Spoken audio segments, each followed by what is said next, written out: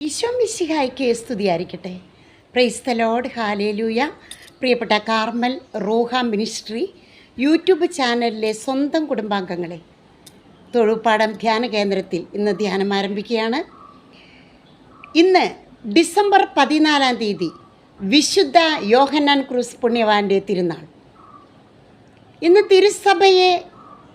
തിരുസഭയ്ക്ക് പുറത്തു നിന്ന് വിമർശിക്കുന്നു, സന്യാസ സമൂഹങ്ങൾക്ക് പുറത്തു നിന്ന് വിമർശിക്കുന്നു, കുടുംബങ്ങൾക്ക് പുറത്തു നിന്ന് വിമർശിക്കുമ്പോൾ ഇതാ സ്വന്തം സന്യാസ സമൂഹത്തിൻ്റെ ഉള്ളിൽ നിന്നുകൊണ്ട് സ്വയം വിശുദ്ധീകരിക്കപ്പെട്ട് സഹനങ്ങൾ കൂടുതൽ ദൈവത്തിൽ നിന്ന് ചോദിച്ചു വാങ്ങിയ പുണ്യവാൻ വിശുദ്ധ യോഹന്നാൻ ക്രൂസ്. ദൈവമേ, ധാരാളം സഹനം എനിക്ക് തരണേ, സഹിക്കാനുള്ള ശക്തി തരണേ എന്ന് പ്രാർത്ഥിച്ച വിശുദ്ധ യോഹന്നാൻ ക്രൂസ്. പുണ്യവാൻ്റെ ഒരു കവിതയാണ്: ഇരുണ്ട രാത്രിയൊന്നിൽ രാഗവായ്പാൽ എന്നുള്ളം ഉരുകി തിളച്ചഹോ ഭാഗ്യമേ മഹാഭാഗ്യം, ആരുമേ അറിയാതെ ഇറങ്ങി പുറപ്പെട്ടൻ ആലയം അഭംഗമാം ശാന്തിയിൽ വിരാജിക്ക്.